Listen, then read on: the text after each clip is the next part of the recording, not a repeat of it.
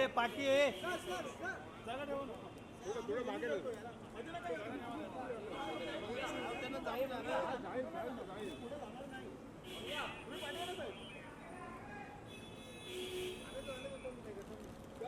John sir wait sir one photo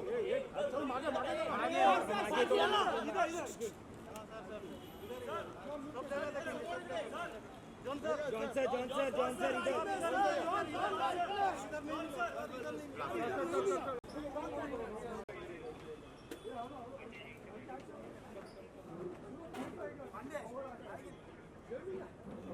Hi guys.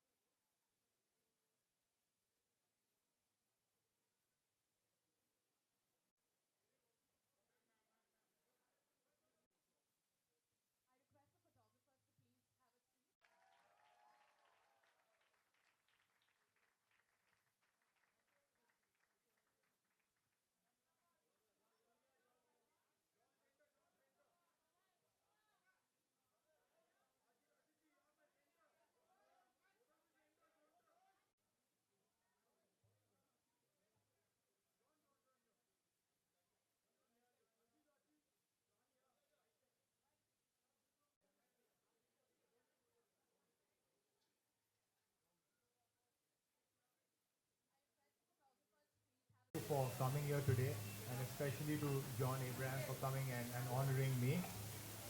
So over the last 18 years in my medical practice, I have found that though a lot of people have suffered and though there's so much information on heart disease out there still is a lot of ignorance out there. There still is a lot of ignorance out there. And today actually we live in an age of the alternative facts, that term has become popular. And with WhatsApp and with this misinformation going, I thought I'll try and clarify it and write a book called The Hard Truth. The idea is to educate the readers, plus to remove fear from the minds of people with heart disease that now their life is over if they've suffered. In fact, I believe that life begins after heart disease rather than ending after heart disease. My motto for my patients is they should be better than before. In my prologue, actually I have a brave heart crossing the finish line of the Bombay Marathon, not the 21 kilometers, the full marathon, after bypass surgery. And the media mobbed him wondering why, because he was the first person to run the full marathon in Mumbai after bypass surgery. And in fact, Dhananjay Yalurkar is sitting amongst us, so Dhananjay, can you just stand up for a sec? So since then, he's gone on to run Berlin, Chicago, New York, and a number of other full marathons as well. So basically, I wrote the book to dispel myths around the subject, to give confidence to people that life begins after heart disease and doesn't end after. That's the reason for it. That's so interesting. Thank you.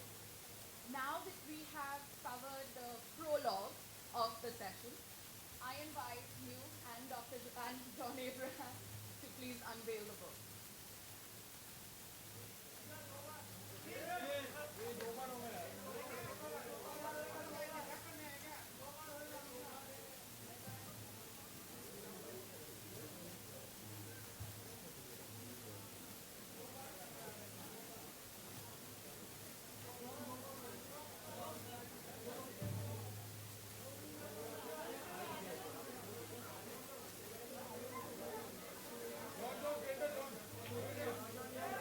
We will first take photographers.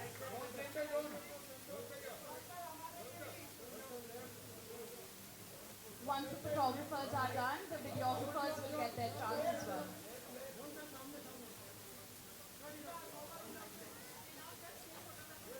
Photographers, please have a seat so the videographers can get them.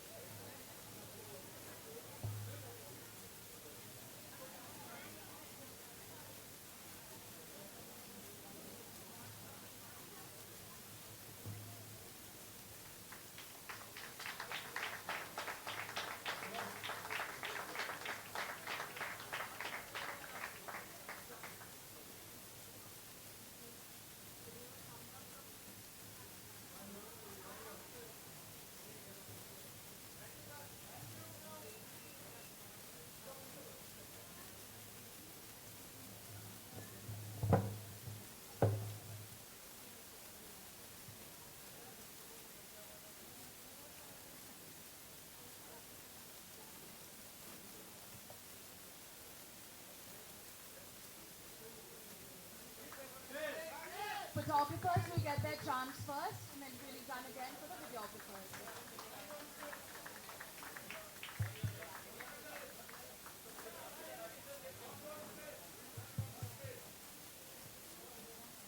Photographers, please have a seat. Videographers, you all may continue.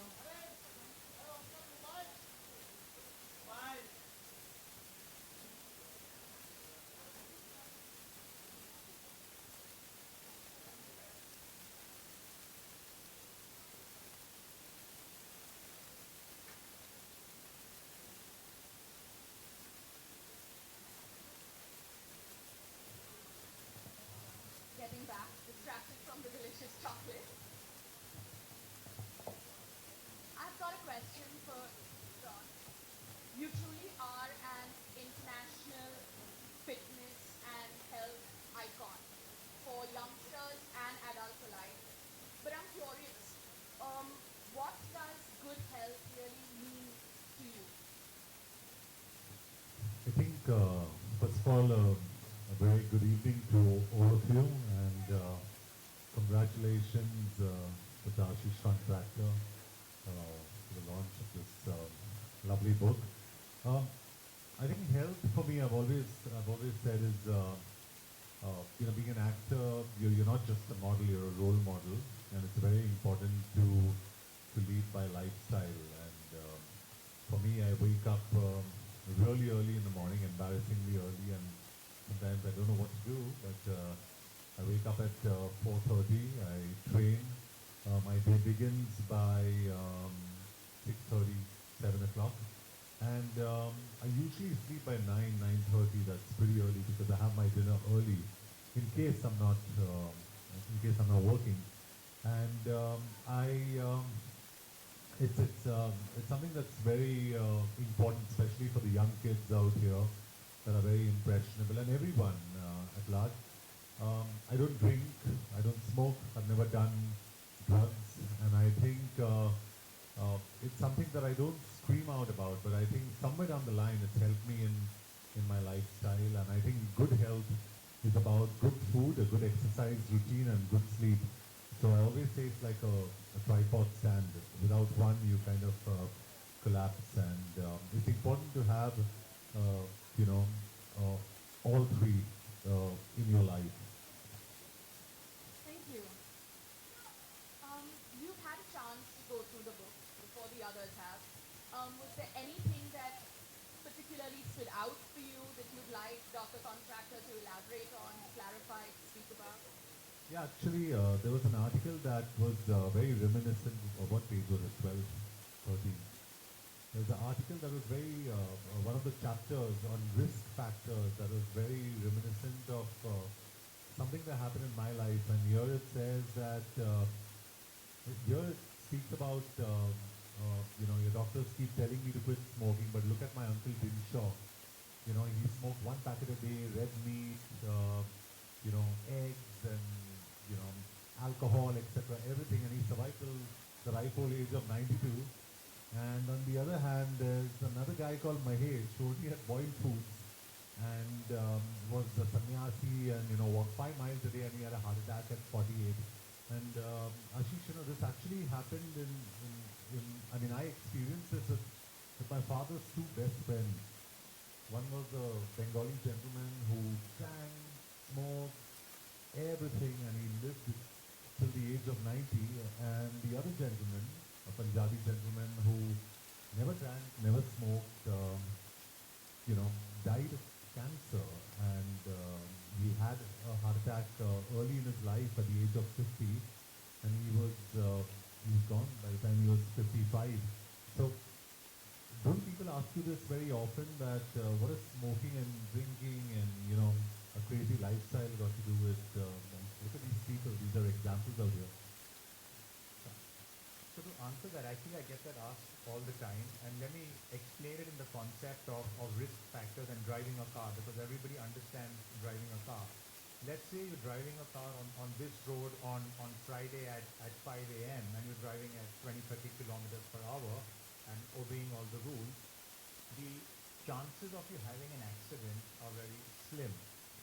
But let's say instead it was 5 o'clock in the evening on a Friday, there's lots lots of traffic, you're driving really fast, you may be talking on the phone while driving, you've had a drink or two, there's water on the road, the chances of you having an accident increase. So, sort of drinking and driving, talking on the phone, speeding, rash driving, they're all risk factors for having an accident. But it is possible that sometimes people drive crazily and nothing happens, like the Bengali gentleman your dad knew, who sort of did everything wrong and still survived. Absolutely, yeah. And sometimes you do everything right, you're driving carefully, and you still have a problem.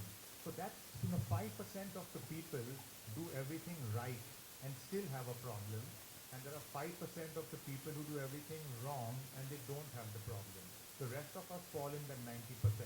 So things like cholesterol, blood pressure, adequate sleep, exercise, all of those are the risk factors which really lead to heart disease. And the more we keep it under control, the less the chance of having a problem.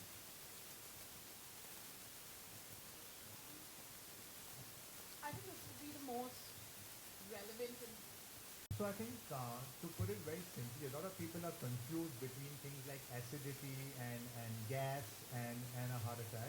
So I say any discomfort, anywhere from your navel to your nose, okay, especially when you're exerting, when you're exercising, and that goes away when you rest, that could be related to, those are signs of angina.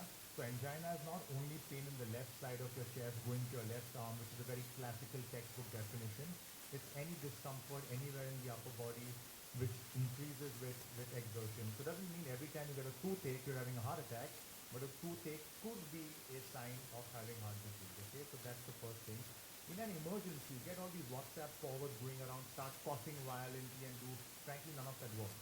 What you need to do is give the person an aspirin and make them eat it up, chew it up, not swallow the aspirin, chew it up, because that can dissolve the clot, and head to the nearest hospital. The biggest mistake we make in our cities, we call the general practitioner, he will take 20 minutes to come, he will then say something's wrong, he will say, let me do an ECG, and time has gone by. So time is muscle in such a situation, okay? And speaking of muscle, actually, John, we met a couple of weeks back at your place, and you were talking about your workout. So do you do only a lot of strength training, or do you also do cardio? What's your workout like? So now I'm, in fact, I approach it in two ways. My next film requires me to lose a lot of weight, but I do a lot of functional training. I do a bit of strength, a lot of cardio, and I mix it all up. I have a lot of fun. The idea is to be excited, to get up in the morning and go to the gym or go for a walk or go for a run. And it happens once a year when I'm with my two friends here, Mr. Anil Singh and Vivek Singh, the Mumbai Marathon, when we wake up in the morning. But on a regular basis, I love waking up and I love shocking my body, and I just enter the gym and I don't tell myself what I'm going to be doing today. And I start playing around. It's like a child in a candy store. And it's really romantic and it's beautiful, and you're all alone with the weights, and and it's how you approach it and how you see it. And I've made this, and I tell a lot of people this, Ashish. I'm very spiritual. I'm an agnostic, probably tending to an atheist. I don't know. I'm not sure.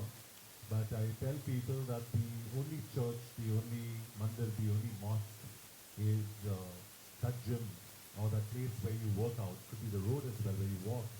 And you need to worship your body, and it's very important, and that should come paramount. And I try and inculcate the same thing with a lot of youngsters who ask me questions, and I keep telling them, Ashish, and you can correct me if I'm wrong, but I tell them it's not about big biceps, it's not about six packs, it's about what your core strength is and whether I could beat Dhananjay. I think Dhananjay can outlast me. Completely outlast me, in any marathon. He can run circles around me, and I think that's very special. What he does is very commendable. For all you guys who think it's easy, trust me, when we stand there in the mornings and when we look out, what you guys do is really to cross that line is absolutely fantastic. So a big hand to you again. I think you're a real hero. Great. That's also featured in the book in a very notorious manner, and we won't talk about that right now.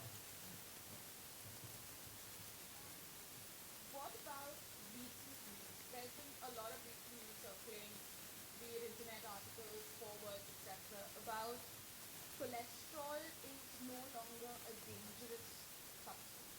What does that mean? Okay, there's a lot of WhatsApp sort of being forwarded around that, no, cholesterol is no more, I'll use the exact words that the US FDA used, no more a nutrient of concern. And what that means is, the confusing bit is there's cholesterol in the food you eat and there's cholesterol in your body.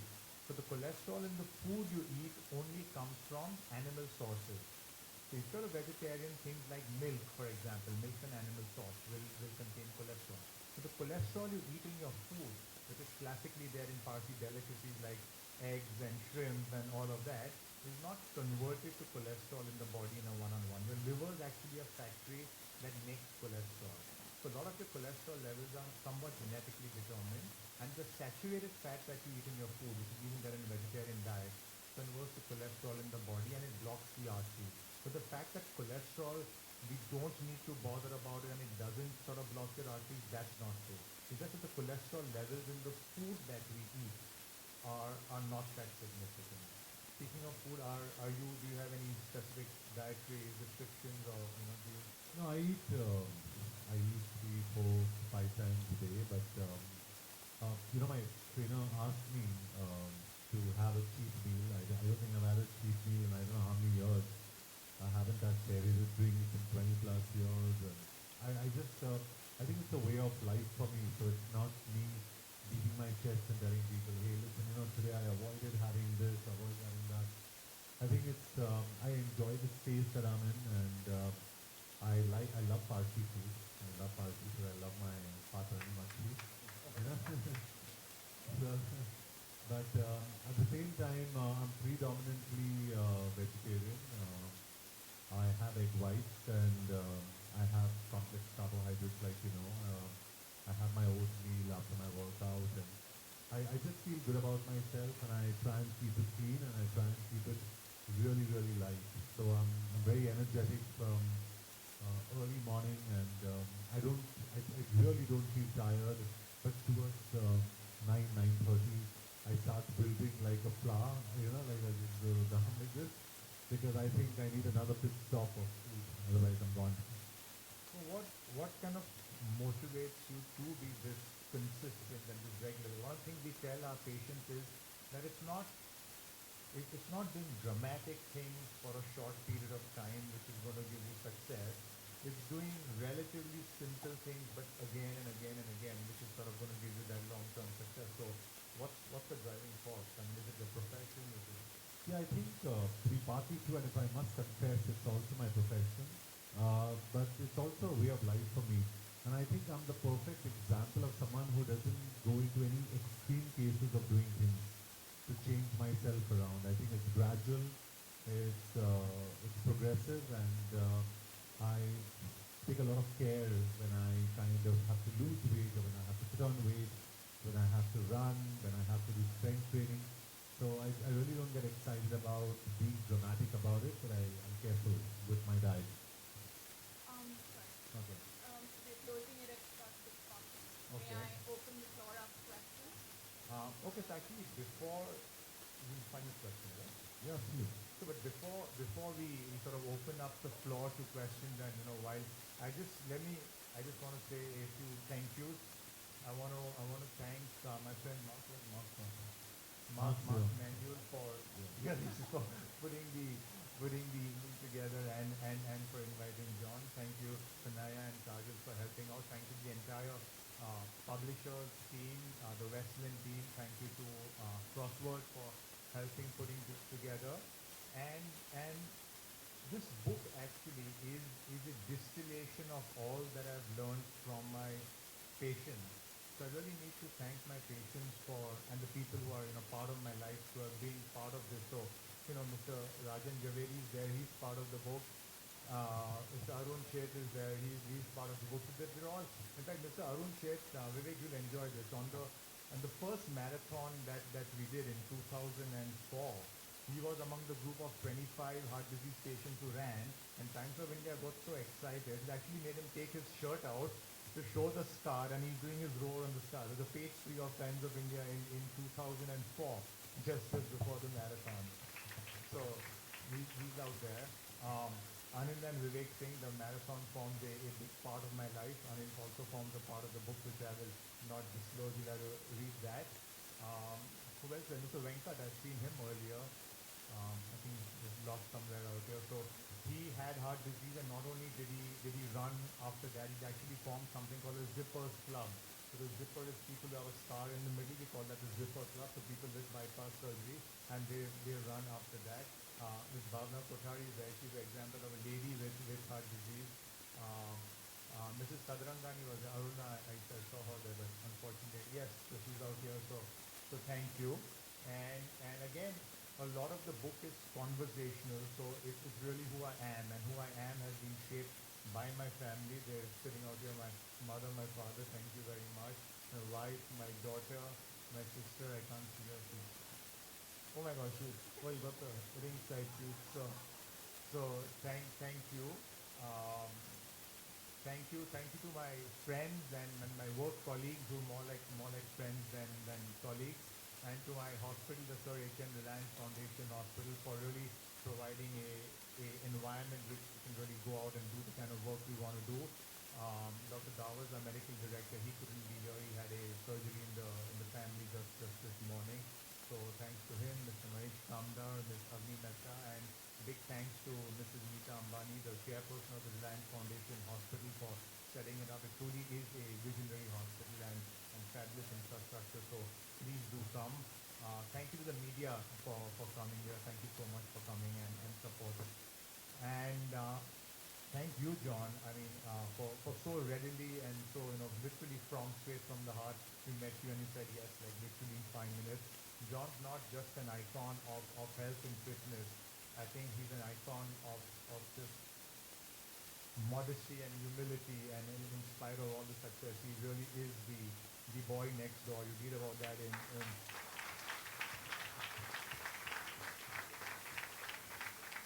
you read about that in papers and magazines, and often these things sound very cliched, but in my experience, I can certainly say that's not a cliche. So, and thank all of you for taking your time and for honoring me and coming for the book. So, we'll open up the floor to questions from the media, from the audience.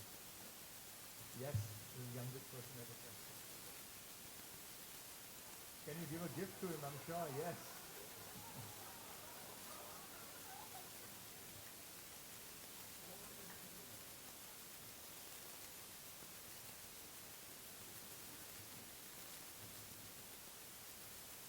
A bit chocolate? A bit chocolate? That's a good thing. Thank you. It's really fun.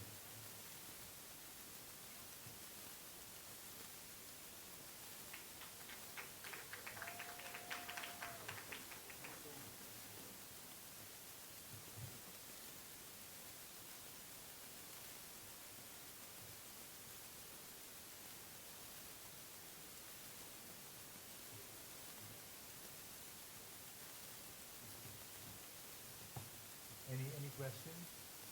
Taking questions from the audience, and then you can also take questions from the people.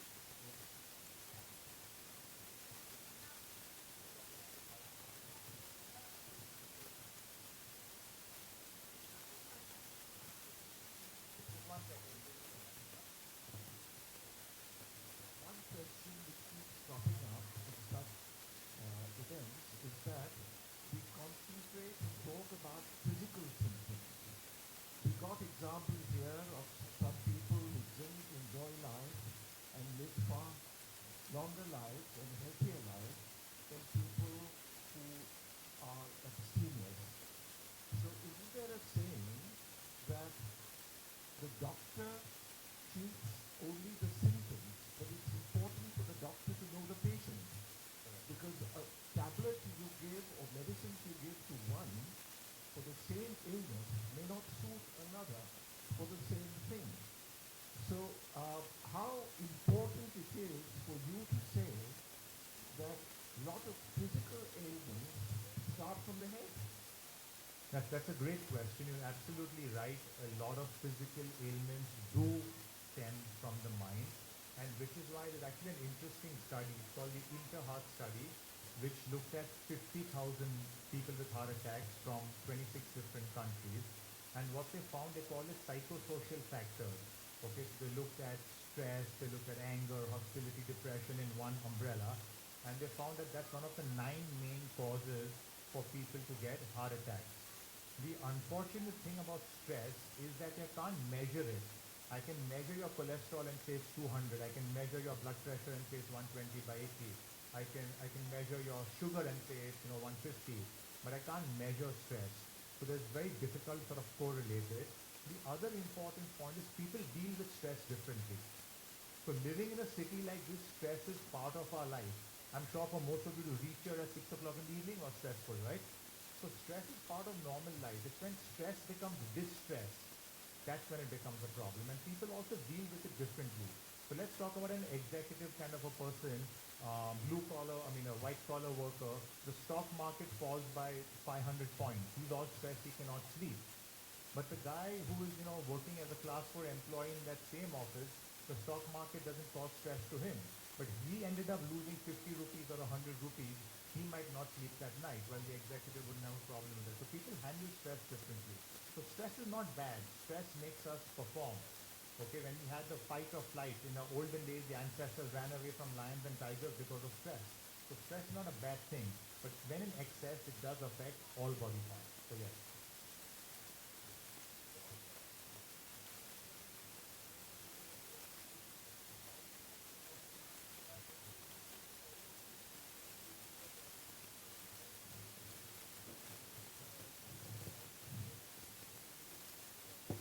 Yeah, it's regular for me. It's normal. I just change the kind of workout I do and the kind of diet I have. But it's systematic and it's a long, long process for me. I can't do it quickly and I can't do it overnight. I wish I could say that, but I'm not Superman. So it takes me time, but I increase my cardio. I increase the time I run for. Stuff like that. So it's just regular. I mean, I could sit here and talk about it the whole evening, but it's just about lifestyle.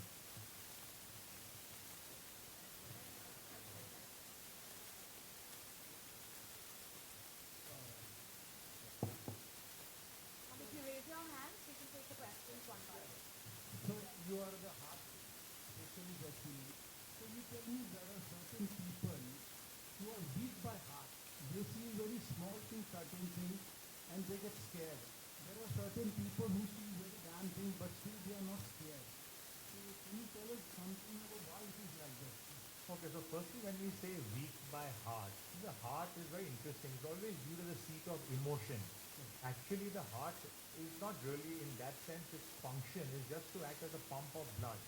The heart is a very simple organ. It's not complex like the brain or the kidneys or the liver. But still, over the years, you've got this thing about the heart, occupying a big space in someone's mind. So when you say the person is weak-hearted and they get scared of situations, that really isn't anything to do with their heart. They're just more psychologically scared. So it's their mind which is really weaker than their heart. In fact, yes, I know the lady, she got a, yes.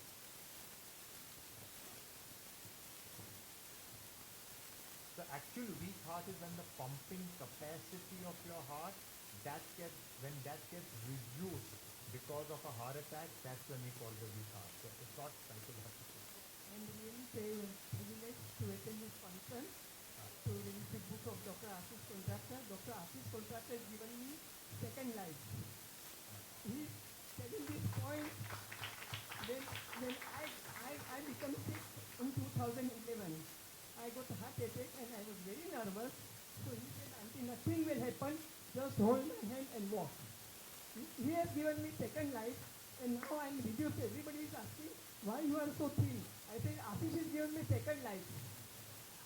So Thank you. every point, by food, by exercise, everything, he encouraged me and I followed.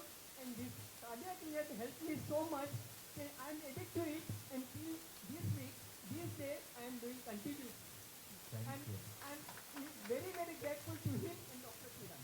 Thank you, madam. So I'm advising everybody to please listen to him, and I think his book will really help to the all Indian people to be good heart and prevention of heart. Thank you. Everybody should read this book. Thank you. Bhavna Ben, I have one request for you. You're saying Yes. everybody should listen to me. Just talk to my wife after the show. Just But she is not heart patient. just have a She is word. not heart patient. I'm very, very grateful. I say no much for Dr. Ashish.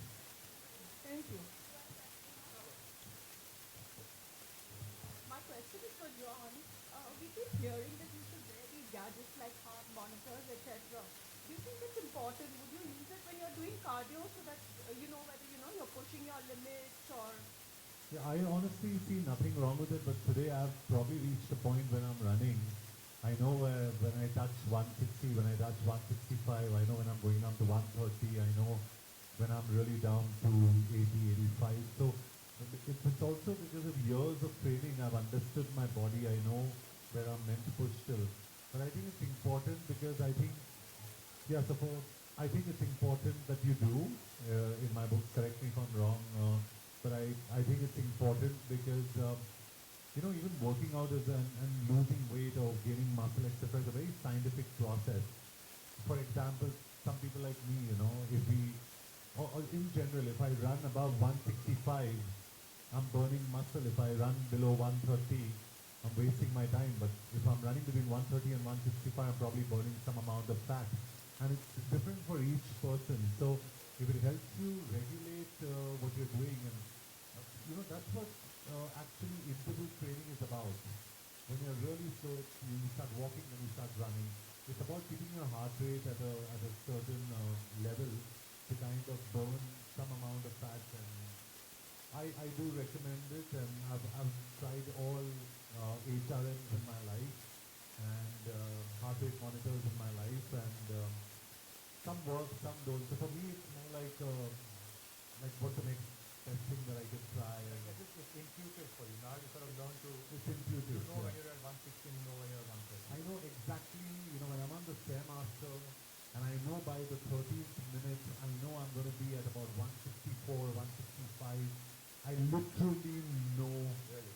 my heart rate exactly, but it's also, like you said, it's intuition and it's understanding your body, so I've got used to it. As one of the patients of Dr. Contractor for pretty long, 14 years. I was detected with a blockage, and when I went to the hospital, I think he gave what encouragement and what regime, and that helped me not getting operated, not having stent, and still I'm running myself. For 14 years I'm going to cardiac care, and only because of his inspiration.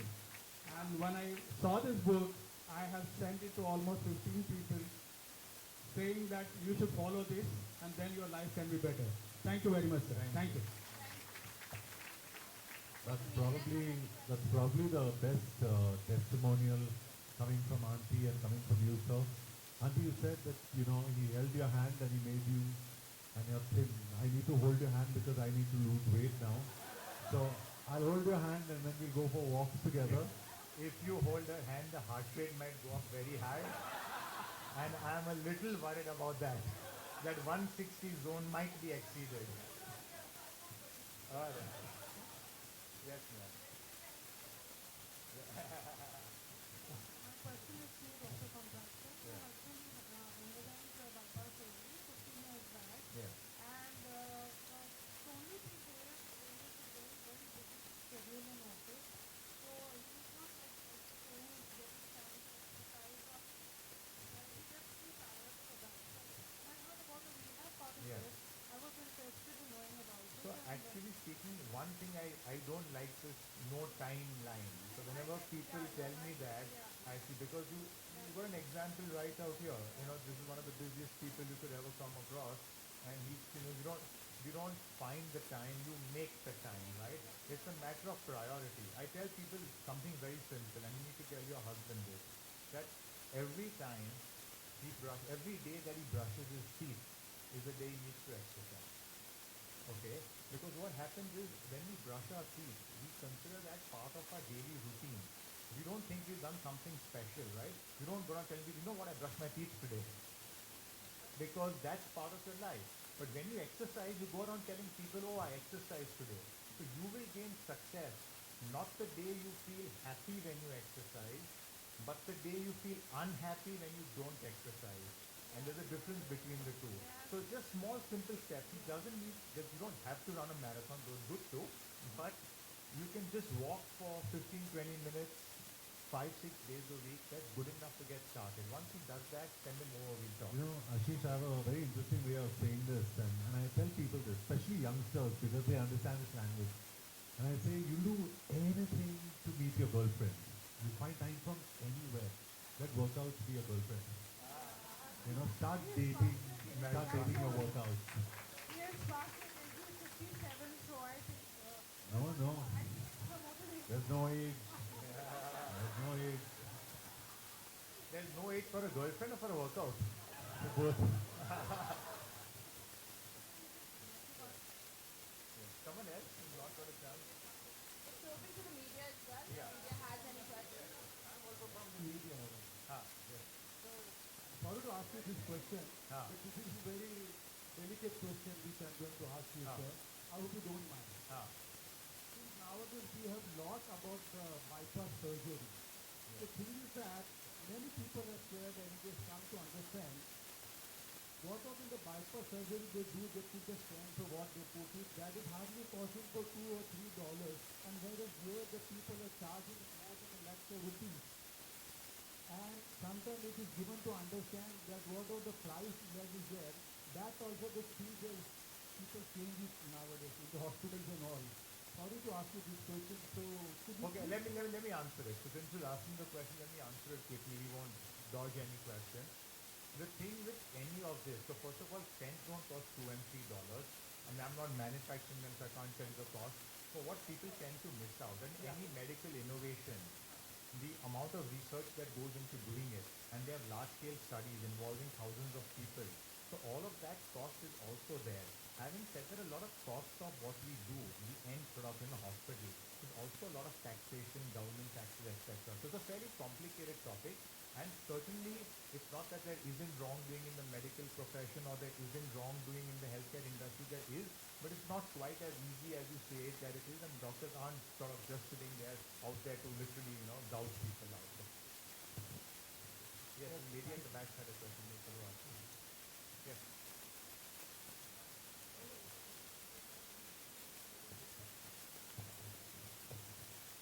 Wherever the instrument is coming in the market, when you are walking or running, at that time people attach to that.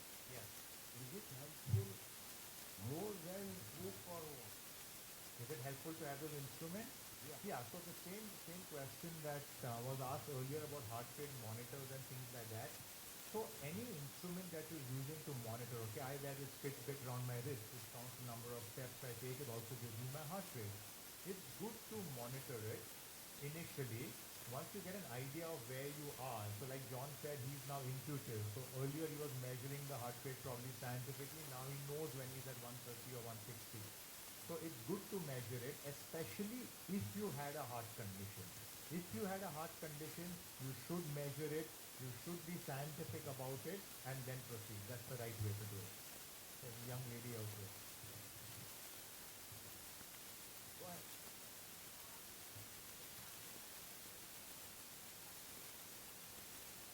Okay, very, very interesting. How old are you? You're 12 years old and you're asking this. Okay, so the 12-year-old.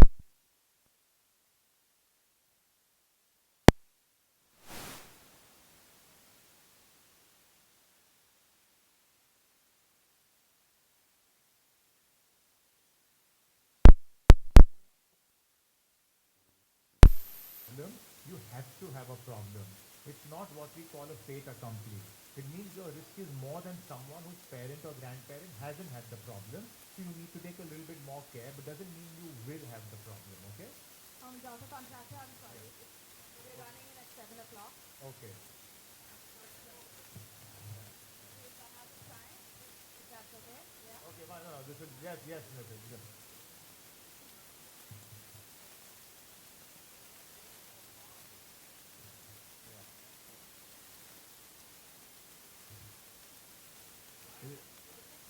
We had to have a controversial question, right? And at the end. Oh, yeah, she'll answer it, yes. Please answer, why is every doctor not pushing patients for time?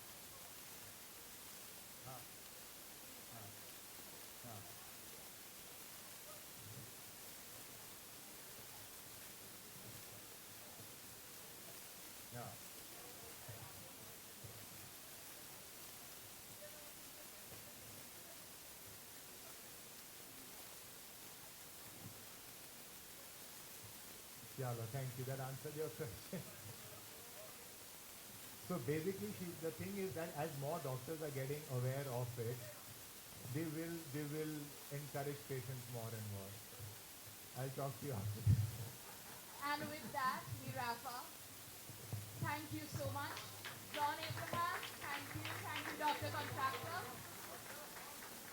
Yeah, I request no one to come up on stage. Sorry.